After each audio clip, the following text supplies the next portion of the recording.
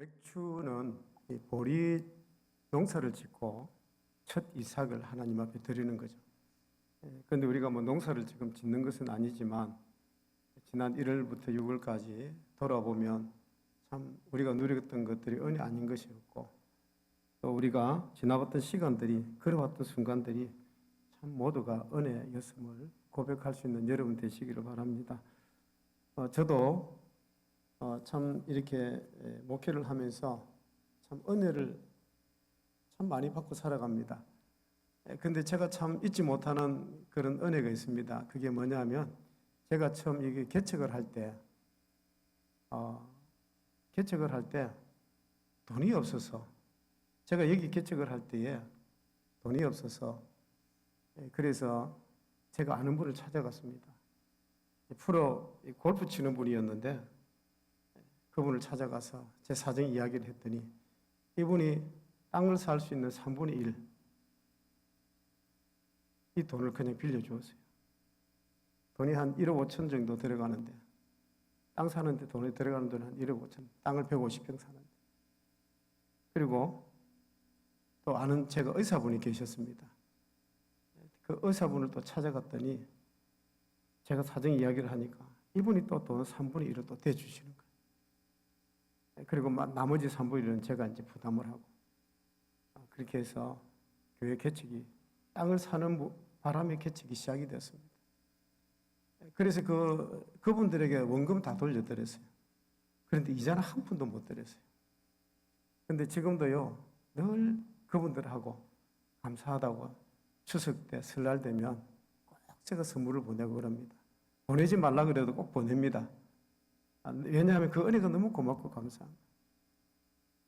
우리가 받은 은혜, 그 은혜를 기억하고 감사하는 것, 이게 얼마나 소중한지 모릅니다.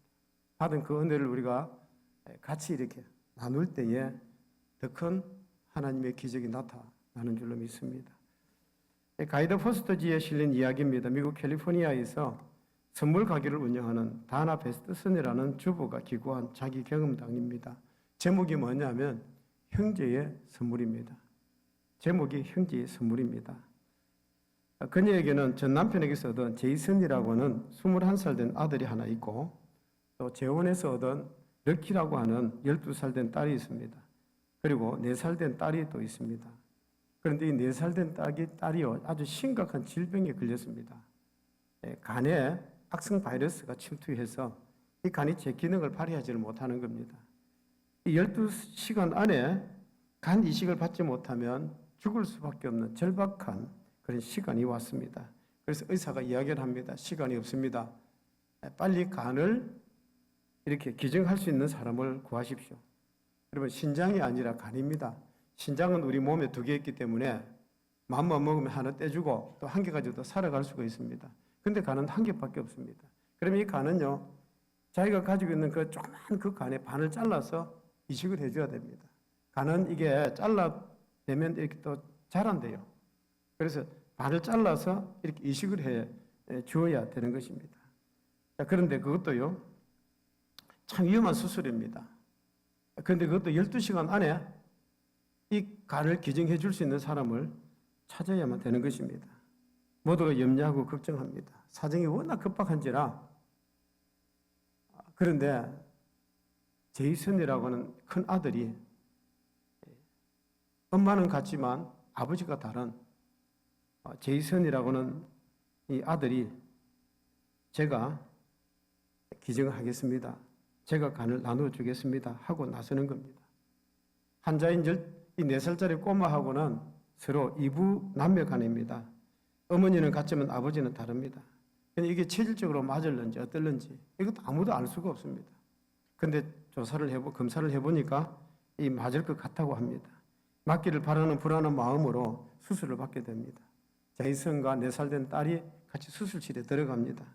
수술이 진행되는 동안 이 어머니는요, 그 12살 된 딸의 손을 붙잡고, 럭키라는 딸의 손을 붙잡고 간절히 수술실 문 앞에서 하나님 앞에 기도를 합니다.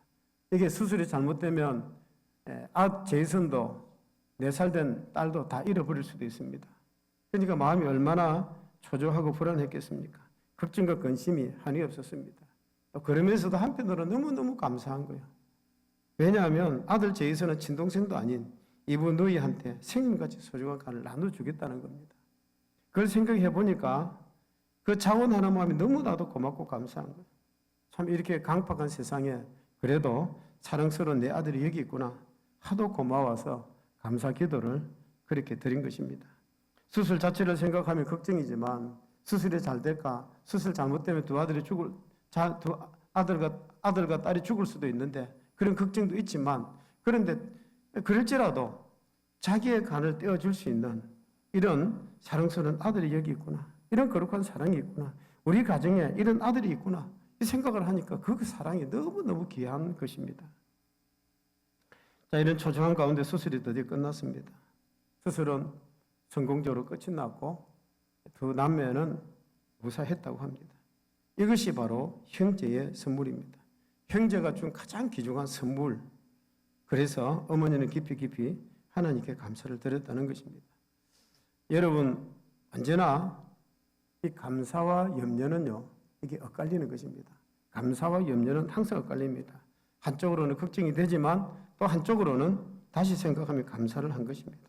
이쪽에서 보면 걱정투성이요, 저쪽에서 보면 감사할 수 있는 것입니다. 이것이 세상사입니다.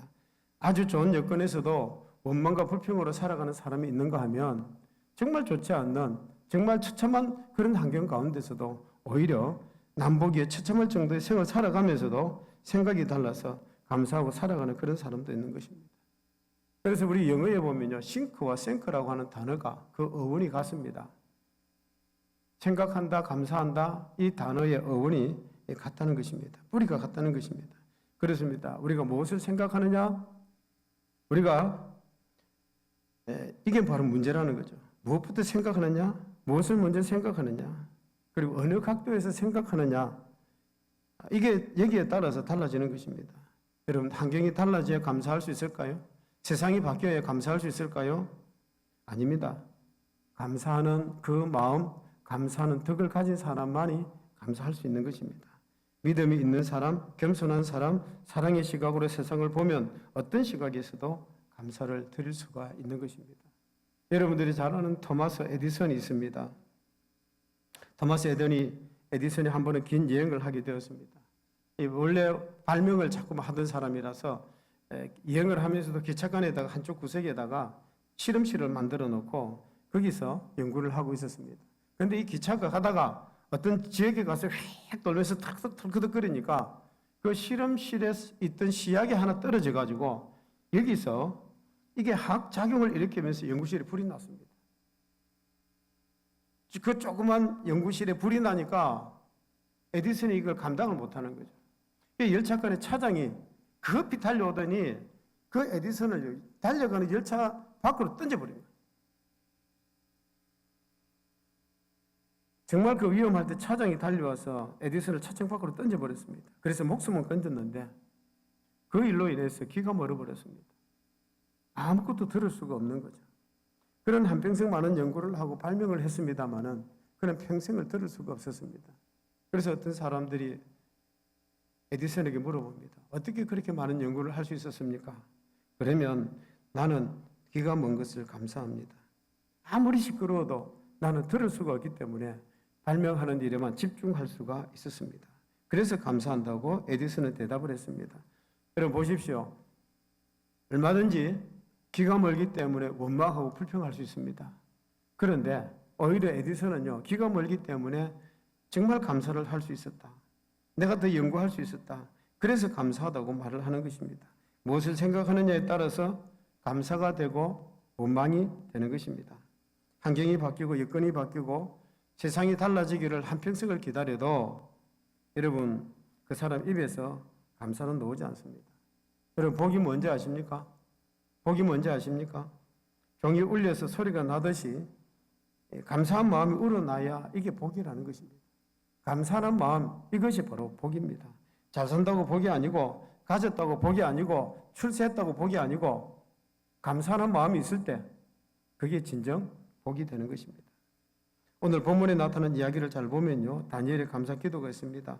다니엘은 바벨론의 느부갓네살 왕이 예루살렘을 침공해서 그리고는 그 예루살렘에 있는 사람들을 바빌론으로 다 잡아갔습니다. 역사가들에 의하면 한 5만 명의 젊은 사람들이 이 바빌론으로 그렇게 포로로 잡혀갔다고 합니다. 그런데 그 5만 명 중에 이 다니엘은요, 총명과 지혜가 뛰어나서 이 바벨론이 그를 등용해서 정치가로 사용을 하게 되는 것입니다. 그런데 놀랍게도 세월이 흐르다 보니까 세상이 바뀌고 바벨론이 망하고 메대와 바사로 나뉘어집니다.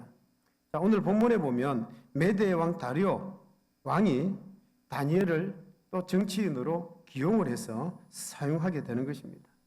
그 이유는 다른 이유가 없습니다. 워낙 총명하고 지혜로워서 다니엘을 정치가로 쓰게 되는 것입니다.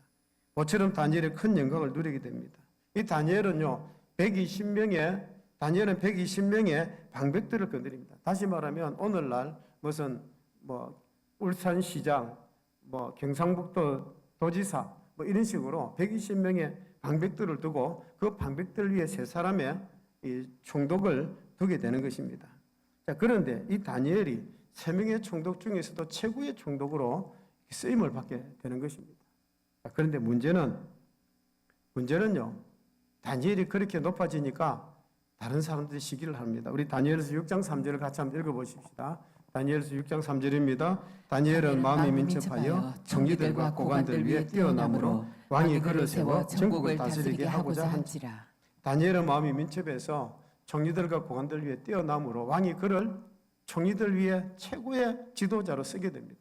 그러니까 그 바벨론에 있는 이 사람들이 저 포로로 잡혀온 다니엘을 향해서 시기하고 막 질투하고 이렇게 그 음모를 꾸미고 있는 것입니다.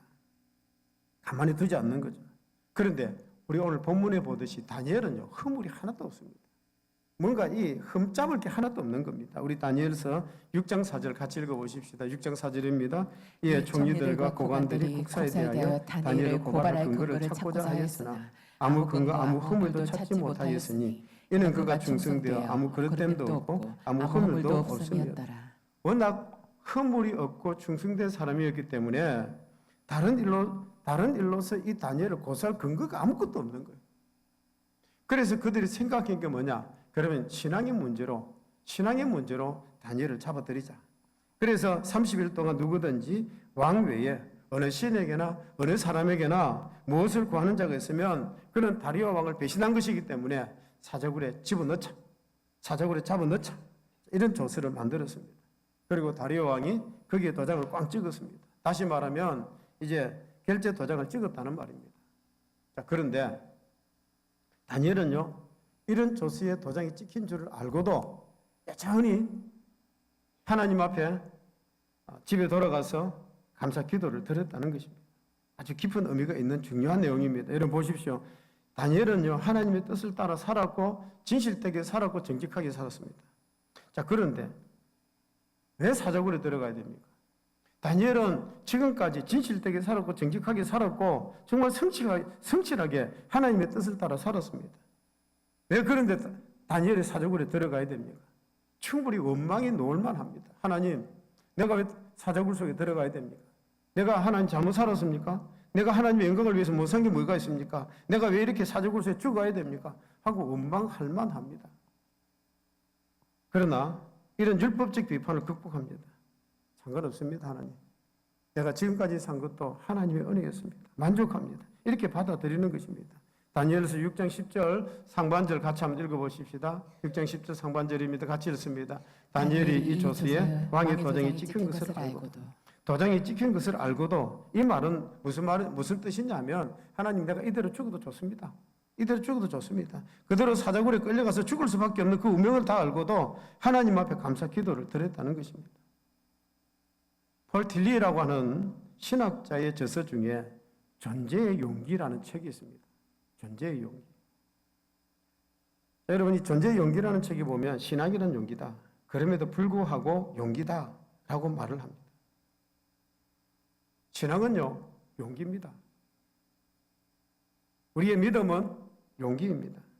인간의 이성적 비판 다 십자가 못 박아버리고 그럼에도 불구하고 떨치고 일어날 수 있는 용기, 바로 다니엘이 이런 용기를 가진 사람입니다. 여러분, 다니엘이 드리는 감사한 내용을 보면 몇 가지 특징이 있습니다. 그 특징이 뭐냐 하면 다니엘은 사자굴 속에 들어간다는 걸 알면서도 여전히 전에 하던 대로 그대로 행했습니다. 우리 다니엘서 6장 10절 중간절입니다. 같이 읽어보십시다. 자기 집에 돌아가서는 윗방에 올라가 예루살렘으로 해서 창문을 열고 전에 하던 대로. 여러분, 이 다니엘이 드린 감사는요, 전에 하던 그대로였습니다. 오늘따라 뭐 처음 있는 그런 일이 아닙니다. 다니엘이 드리는 감사는요, 전에도 했고 지금도 했고 앞으로도 계속 할 것입니다. 우연히 어쩌다가 한 것이 아닙니다. 지금까지 해왔던 그 감사의 기도를 지금도 계속 하는 거죠. 여러분, 감사라고 하는 것은요, 이 감사는요, 체질이 되고 성품이 되어야 됩니다. 감사는 체질이 되고 성품이 되어야 됩니다. 같은 행위가 오래 반복되면 이게 습관이 됩니다. 그 습관이 오래 가면 이게 자기 성품이 되는 거예요. 그래서 감사는 체질화되고 성품화되어져야 되는 것입니다. 여러분, 이 고맙습니다, 감사합니다, 이 한마디 말을 할 줄 모르는 것이 우리의 참 큰 약점이고 흠입니다. 여러분, 조그만 일에도 우리가 감사할 줄 알아야 됩니다. 감사를 표현할 줄 알아야 됩니다. 특별히 남편과 아내 사이에도 그렇습니다. 감사합니다, 이 말을 못하는 거예요. 감사합니다, 고맙습니다, 이 말을 못하는 거예요. 여러분, 큰 일을 당해도 이 체질화되어 있을 때에 큰 일을 당해도 감사할 수 있게 되는 것입니다. 어느 순간에 돌발적으로 그런 감사가 놓을 수가 있게 되는 것입니다. 여러분들이 한번 따라해 보십시다. 옆에 분을 보시면서 집사님 감사합니다, 고맙습니다. 이게 우리의 체질화되고 성품화 되어져야 된다는 것입니다. 제가 어느 가정에서 본 일입니다. 같이 아침 식사를 하는데 그 집 어린아이가 어려서 그 아이가 앉는 의자에 앉혀놓고 이렇게 줄로 이렇게 묶어 놓았습니다. 높은 의자에 앉아서 밥을 먹다가 숟가락을 탁 떨어뜨렸습니다. 그러니까 이 아이가 숟가락을 떨어뜨려서 앙 하고 우는 겁니다. 숟가락 떨어뜨렸다고. 그런데 엄마가 그 숟가락을 들고 와서는 그 아이에게 손에 쥐어줍니다. 그런데 그 아이가요, 그 숟가락을 받자마자 그냥 또 밥을 또 떠는 거예요. 그러니까 엄마가 탁탁 치는 거예요. 숟가락 받았으면 뭐라고 해야 돼? 그런데 이 아이가 무슨 말을 해야 될지 몰라가지고 가만히 쳐다보고 있는 거예요. 한 번 더 뭐라고 해야 돼? 하고 감을 치니까 막 울어버리는 거예요. 그러니까 엄마가 숟가락을 받았으면 감사합니다 하고 말해야지. 그러니까 아이가 감사합니다 하고 말을 하는 것입니다. 그러니까 그때서 엄마가 밥 먹어라 그러는 거예요. 왜냐하면 어릴 때부터 이 감사는요, 체질화되어져야 되는 거예요. 어릴 때부터 이 성품이 만들어져야 돼요. 고맙다고 말하는 것이 하루아침에 되는 것이 아닙니다. 그래서 일찍부터 꾸준하게 가르쳐야만이 되는 것입니다. 감사합니다. 감사할 줄 알아야 엄청난 일을 만나도 감사할 수 있는 거예요. 아무리 어려운 일을 만나도 감사할 수 있게 되는 거예요. 두 번째는요, 다니엘의 감사 기도는 하루에 3번씩 다시 말하면 일상화되어져 있는 감사였습니다. 정한 시간에 기도하고 공개적으로 기도하는 일상화된 그런 기도 생활이었습니다. 우리 다니엘서 6장 10절 하반절 같이 한번 읽어보십시다. 6장 10절 하반절입니다. 하루 3번씩 무릎을 꿇고 기도하며 그의 하나님께 감사했더라. 하루에 식사를 3번 하기 때문에 영적으로도 하나님 앞에 3번 그렇게 시간을 정하고 기도를 드렸습니다. 감사 기도를 드리는 것입니다. 그런데 이 감사 기도를 언제 드렸느냐? 공개적으로 드렸습니다. 숨겨놓고 내만 은밀하게 드리는 것이 아니라 공개적으로 비굴하지 않고 당당하게 공개적으로 기도를 일상화했던 것입니다. 그 기도하고 감사하게 되는 것입니다. 여러분, 참 이 기도하는 마음이 아니고는 감사를 할 수가 없습니다. 기도하는 마음이 없으면 감사를 드릴 수가 없습니다. 세상으로 이야기하면 여러분, 감사가 쉽게 노는 것이 아닙니다. 이 다니엘 같은 경우요, 여러분 한번 생각해 보십시다. 무엇을 감사했느냐 하면 바벨론의 포로로 끌려와서 지금까지 영화를 누렸던 것만 생각만 해도 그게 너무너무 감사합니다. 느부갓네살의 사랑을 받았고 벨사살의 사랑을 받았고 그리고 지금은 다리오 왕의 사랑을 지금 받고 있는 거예요. 다리오 왕을 통해서 정치인으로 기용이 되어져서 그렇게 감사를 드리는 것입니다.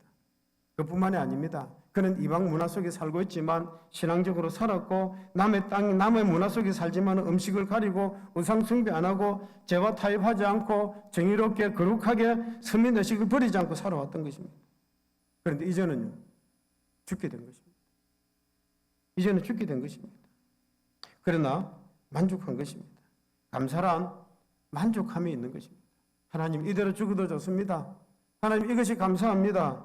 이렇게 만족할 때 이 감사가 나오는 것입니다. 여러분, 만족 없는 감사가 있다고 하면 그것은 어떤 감사냐? 조건부 감사입니다.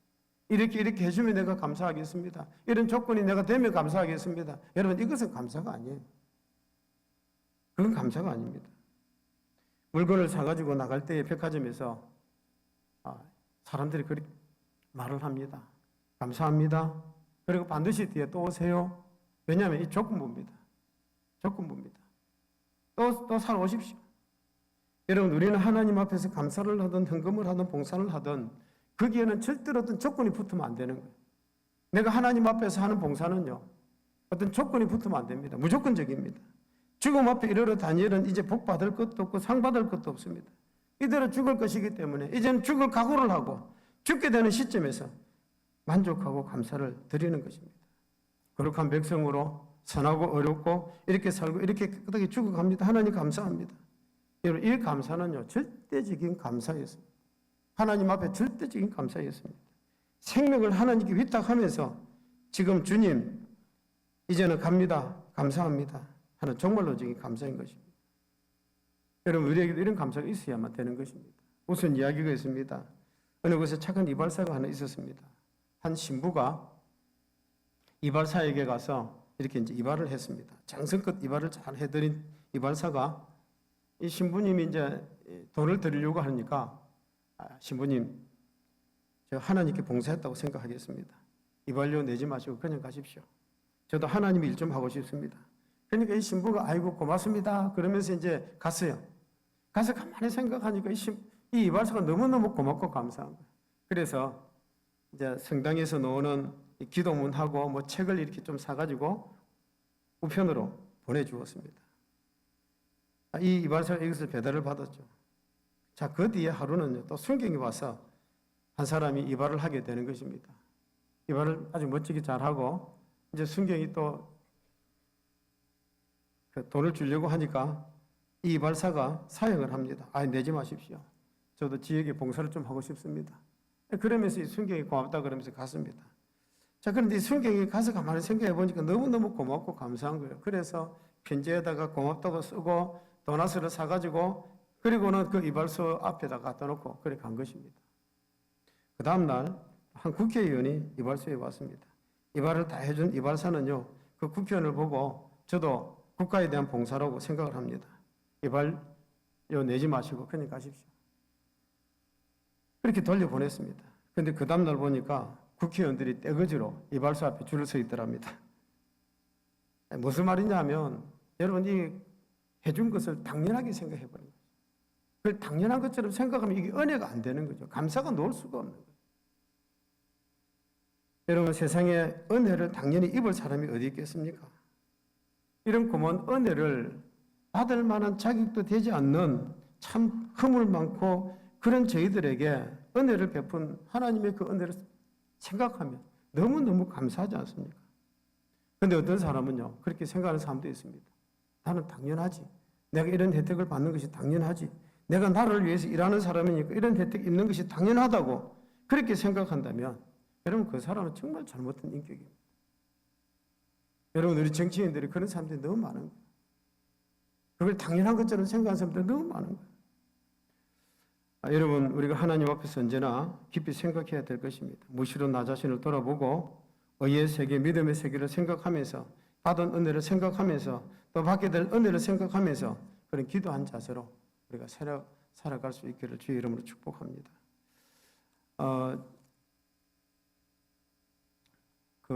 여러분, 다하라 요네코라고 하는 사람이 있습니다. 다하라 요네코라는 일본 여성인데 이분이 쓴 책이 있습니다. 책이 뭐냐면 산다는 것이 황홀하다.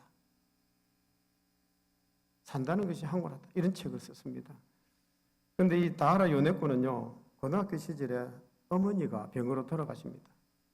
그 어머니가 돌아가시고 나서 아주 깊은 시리에 빠져버립니다. 그래서 자기도 정말 세상 살기 싫다 그러면서 달려오는 기차에다 자기 몸을 던졌습니다. 그런데 다리가 잘리고 두 다리가 잘리고 왼팔은 달아나고 오른팔만 남았는데 오른팔도요 손가락 두 개는 사라지고 손가락 세 개만 남았습니다. 두 다리 잘려버리고 왼팔도 없어지고 오른팔 세 손가락만 남았습니다. 이 자살도 마음대로 못하고 극도로의 어떤 절망감 속에서 그렇게 몸부림치며 괴로워하는 나날이 계속됩니다. 그런데 어느 날 병원에 목사를 지망하는 한 신학생이 신방을 왔습니다. 그리고 와서는 끊임없이 복음을 전하는 겁니다. 자, 이 연애꼬가 그 간절한 마음으로 그 복음을 또 받아들이게 되고 구원을 얻게 되는 것입니다. 그러면서 이 신학생하고 이 연애꼬 사이에 두 사람 사이에 정이 좀 오고 갔는지 이 청년이 연애꼬를 찾아와서 청혼을 하게 됩니다. 그런데 연애꼬는 지금 어떤 상태입니까? 다리도 잘리고 왼팔도 없고 오른팔에 손가락 3개밖에 없는 그런 장애인입니다. 그러니까 자신의 처지를 생각하면서 너무너무 망설이는 거죠. 아니 나는 그럴 자격이 없습니다. 자기는 자격이 없다고 거절을 끝까지 합니다. 그래도 이 청년이 우리 한번 기도 한번 해보십시다. 그러니까 두 사람이 기도를 합니다. 어느 시간이 지나고 나서 두 사람이 서로 만나서 이야기를 하는데 받은 응답이 다름 아닌 마태복음 18장 19절 말씀이었습니다. 마태복음 18장 19절에 보면 진실로 다시 너희에게 이르노니 너희 중에 두 사람이 땅에 삽심하여 무엇이든지 구하면 하늘에 계신 내 아버지께서 그들을 위하여 이루게 하시리라. 두 사람이 마음을 합하여 기도하면 기적을 창조할 수 있다는 것이 주님의 응답이었습니다. 그래서 두 사람이 결혼을 합니다. 자, 그런데 두 자녀를 두고 육신의 자유가 없는 사람들보다 더 행복하게 살아갑니다. 교회를 개척하고 곳곳에 다니면서 간증도 하면서 그렇게 복음을 전하면서 살아갑니다. 자, 그런데 여러분, 책 제목이요. 인생은 산다는 것이 황홀하다. 다리가 없고 한쪽 팔도 없고 남은 한 손마저 손가락이 3개밖에 없는 여인이 산다는 것이 황홀하다. 이 말이 되는 소리입니까? 그런데 책 제목이요. 산다는 것이 황홀하다는 겁니다. 어떻게 그럴 수 있을까요? 오히려 다녔고는 장애인이 되어서 하나님의 크신 은혜를 깨닫고 하나님께 감사하며 사는 생활이 사지가 멀쩡하면서도 주님 은혜를 모르고 살아가는 사람들보다 얼마나 더 행복한지 모르겠다고 고백합니다. 산다는 것이 황홀하다는 그 책에 보면 나에게 남겨진 손가락, 감자와의 싸움에서 이런 일화를 소개를 하고 있습니다. 오른손에 남은 3개의 손가락으로 처음으로 1개의 감자 껍질을 벗기려고 했을 때 이를 나는 지금도 잊을 수 없습니다. 나의 기분을 조롱이라도 하듯이 떼고로 굴러가는가 하면 바닥에 떨어져서 멋대로 굴러가는 감자를 그야말로 필사적으로 식칼을 들고 쫓아다니는 나의 마음엔 말로 다 표현할 수 없는 초조감과 무서운 힘으로 덮쳐오는 절망감이 있을 뿐입니다. 그런 일이 조금만 더 계속되었다면 아마 손에 들고 있는 식칼로 무슨 일을 저지르고 말았을 것입니다. 그러나 그때 나는 처절한 목소리로 부르짖습니다. 손가락 3개로 식칼을 든 채 눈물과 땀으로 범벅이 된 처량한 모습으로 하나님을 향해서 부르짖었습니다. 아버지여, 나 같은 인생도 하나님의 자녀 삼아주셨습니다. 그리고 나 같은 것을 결혼까지 할 수 있도록 도와주셨습니다. 나의 가정은 하나님께서 선물로 주신 가정입니다. 이제 나의 남편은 얼마 있지 않아 돌아올 것입니다. 사랑하는 내 아이들도 허기가 져서 내가 만든 저녁 먹기 위해 기다리고 있습니다. 그렇지만 나는 저녁 반찬으로 사용할 이 감자를 깎을 수가 없습니다. 하나님, 나의 이 약함을, 이 처량한 상태를 무엇 하나 빼놓지 않고 다 아실 뿐만 아니라 나를 인도해 왔지 않습니까? 아버지, 어떻게든 할 수 있는 방법을 좀 가르쳐 주시옵소서. 나에게 좀 힘을 주시옵소서. 이 감자를 깎을 수 있는 하나님 좀 힘을 도와주시옵소서. 그렇게 기도를 드렸습니다. 기도를 드리고 끝내고 났을 때에 마치 잔잔한 물가에 차츰 물이 차오르듯이 행복할 수 있는 편안함이 나의 마음에 넘쳐났다고 고백합니다. 그리고 희한한 아이디어가 떠올랐는데요. 감자를 다시 가져와서 이 감자를 반으로 탁 자르고 그리고 도마에 탁 올려놓으니까 이 꼼짝도 안 하고 딱 붙어 있더래요. 그래서 그 세워놓고 그렇게 해놓고는 감자 껍질을 빼고 그리고 그걸 또 반으로 잘라서 그렇게 반찬을 만들어서 그렇게 먹었다 이야기를 합니다. 여러분들은 별 것 아니겠지만 장애인이 손가락 3개를 갖고 있는 이 사람이 반찬을 하기에는 너무너무 힘들어요. 자, 그런데 그날 저녁 식사를 즐거운 마음으로 그렇게 열심히 만들어서 밥을 먹을 때의 만족감과 충실감은 상상조차 할 수 없는 그런 은혜였다고 합니다. 여러분, 우리는 살아가면서 작은 일에 감사할 수 있습니까? 우리는 작은 일에 감사를 드리질 않습니다. 어쨌든 여러분, 참 우리의 살아가는 삶이 그렇습니다. 우리에게 어떤 일이 있든지 하나님 앞에 감사할 수 있는 여러분 되시고, 우리가 살아가면서 어떤 힘든 일이 우리에게 있을는지 아무도 알 수가 없습니다. 나에게 어떤 일이 닥칠는지 우리는 아무도 알 수 없습니다. 그렇지만 하나님 앞에 감사를 드릴 때 그 감사를 통해서 하나님은 우리의 기도를 응답하시고 축복하실 줄로 믿습니다.